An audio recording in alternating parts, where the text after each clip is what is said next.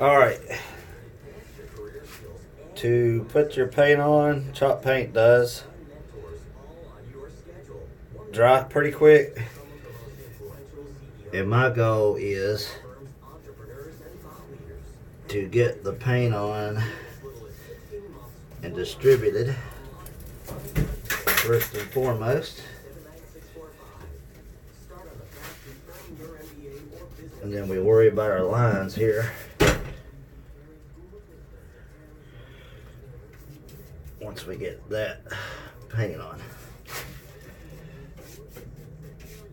And depending on what you're looking for, if you're looking for a more shabby chic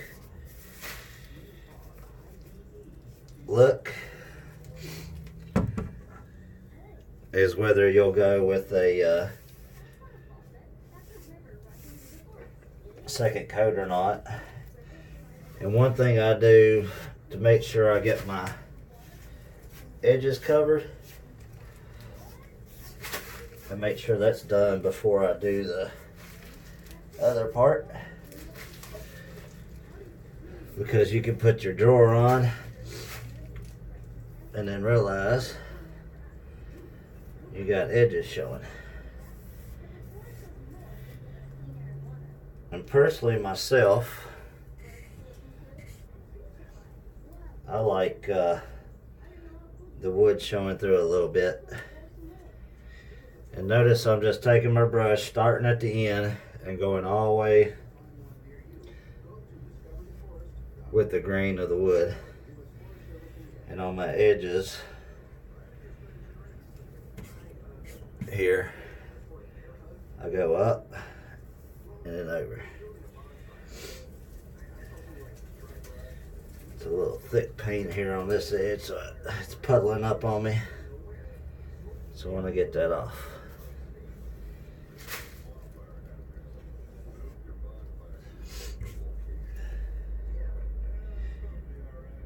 And without having to go all the way back down,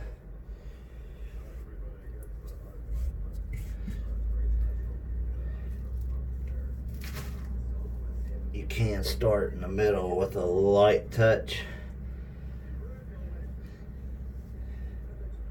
and work your way back down so you don't have a spot here in the middle. But when I'm doing this, I'm just barely holding my brush and just lightly going across.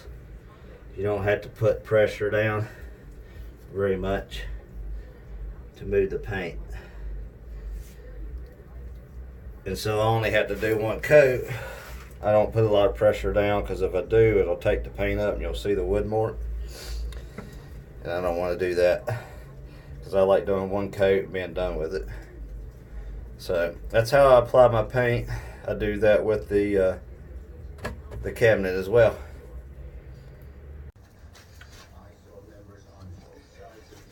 We're going to apply the paint to the front. It's just like all the other videos I've seen and the one I've done. I just want to get the paint on.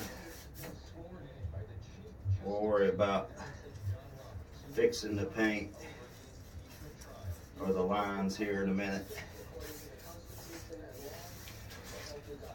I'm going to get all your carvings and stuff. So put your paint on liberally.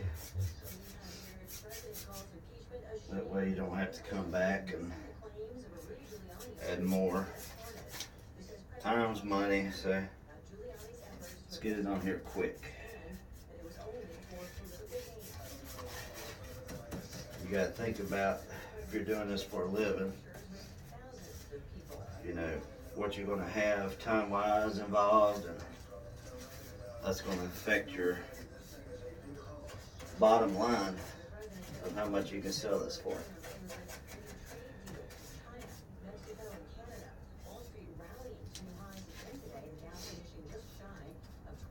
Kind of do a section at a time, that way you can come back and fix it real quick before you move on to the next part. Just like I said before, this paint, it'll dry really quick. So I like putting, especially around these decorations and stuff, I just load my brush up with paint and just wipe it down.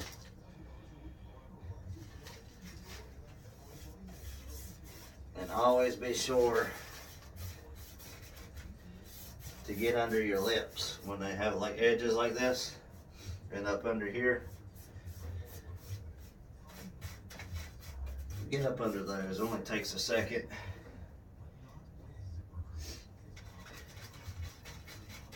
And when, you can't see it when you're standing up, but as soon as you're laid on its back to load it into the vehicle after they bought it, you'll see it, and it looks horrible when it's laying on its back. I know you can't see it when you're standing up or anything, but you can definitely see it once you lay it on its back. So we got that post painted.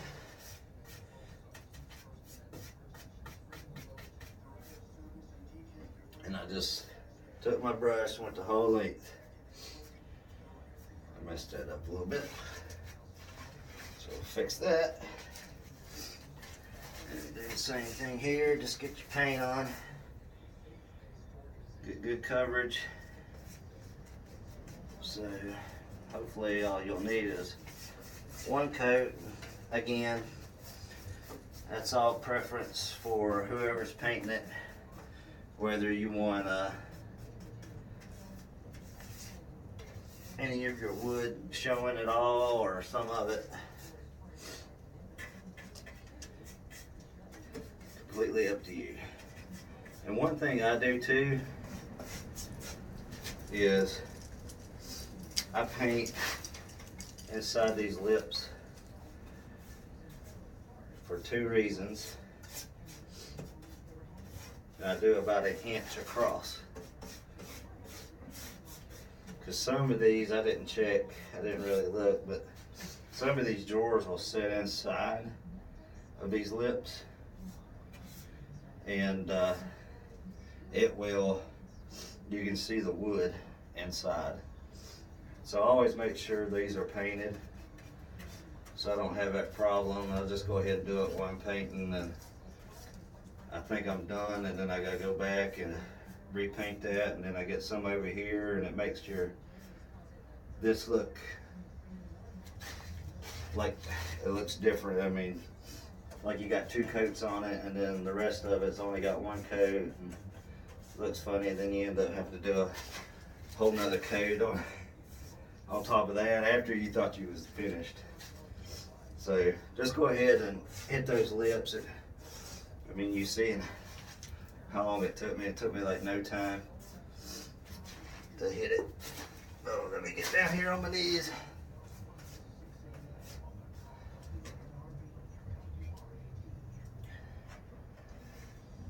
So I'll have this painted tonight.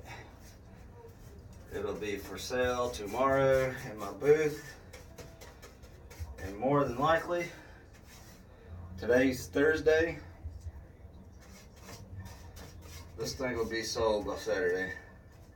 So I'll put it in my booth Friday. It'll sell Friday or Saturday. I don't know which one it will. They always do. I love doing this work. I love having this job. Be my own boss, work where I want, when I want. I don't have to punch in a time clock. If I want to go on vacation, I can go on vacation. It's a wonderful thing. You just gotta sell a lot of stuff, a lot of furniture. I also sell antiques, but furniture is what I sell the most of. So I recommend that. if you can find you a good shop to get into that has good traffic and there's people in there buying furniture, you'll be happy. I promise.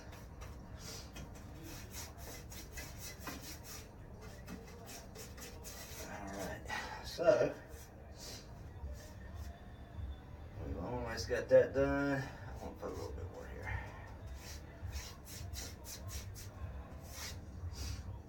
Perfect.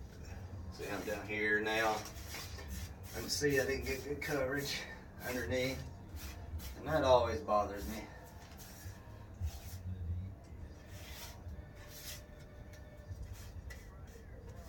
Especially when I'm helping the customer load up the piece, I feel kind of ashamed if it's not finished really well all the way around like that. And again, I always go ahead and just put a gob of paint on this because it's hard to get around them carvings and stuff. If you just got a little bit of paint on it, it takes forever. Just smooth it out.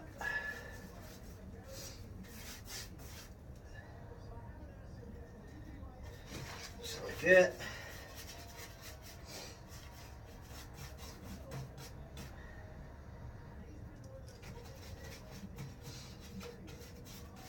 Leave some comments below if you got any questions, or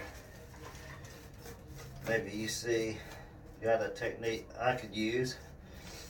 This is just how I've always done it, and it works. It's fast. I've tried the sponge painting. I've done a shabby chic dresser here a while back.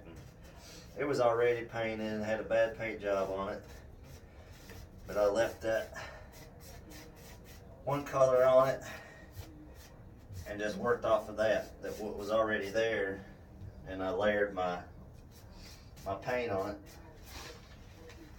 and it saved me a little time instead of stripping it and all that.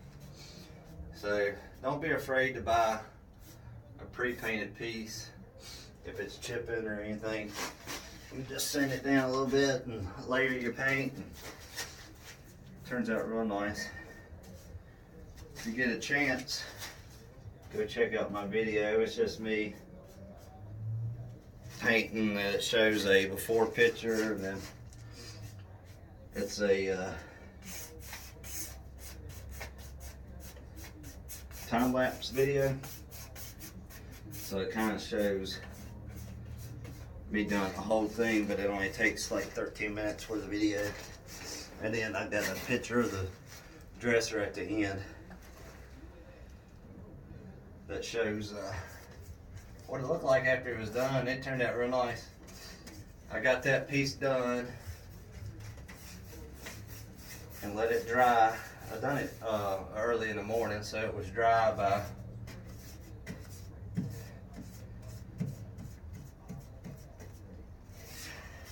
like 2 o'clock, I think, and I posted it on Facebook Marketplace, and within 2 hours of me posting it, it had already sold. I love those. That's a quick sell. I have those every now and then.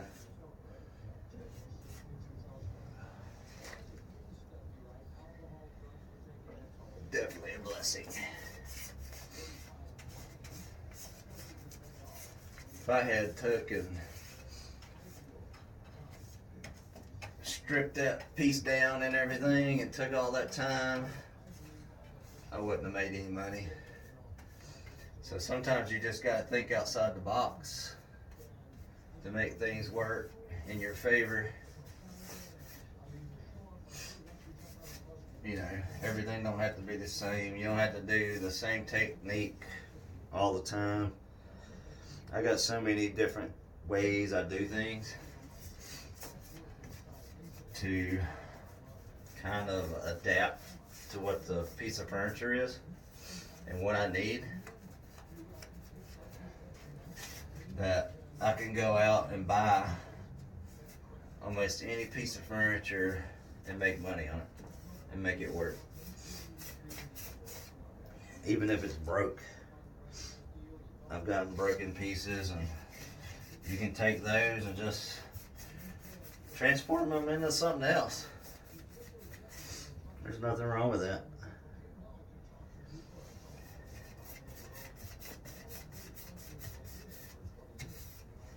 And here lately, I don't know about where you guys live,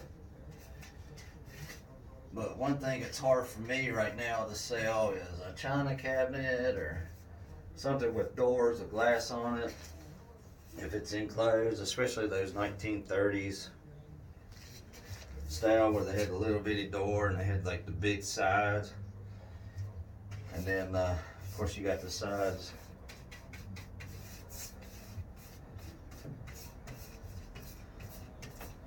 on the side of the cabinet too that you can't see through.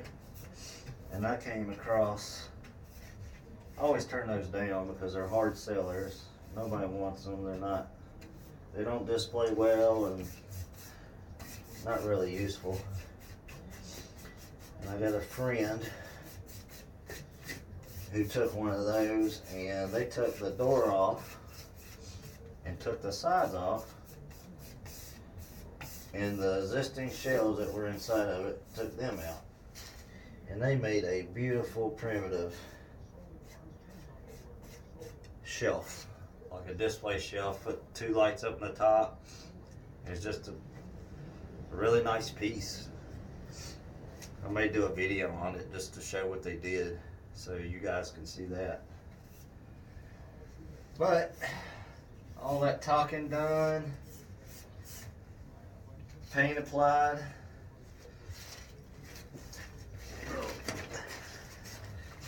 there you go. That's all there is to it. Alright, all that time. It took me probably sanding and putting the paint on this 15 minutes to paint this. That's all there was to it. And that is how you apply paint. It's easy peasy. Alright, if you like this video, please give me a thumbs up. If you want to see more tips and tricks and other videos that I've done, please subscribe to my channel. I also do how to make living tips selling antique booths. I'll show you how to do tax write-offs, what your profit margins could be, how to set up your booth, and all that good stuff. Thank you very much, and we'll see you in the next video. Bye.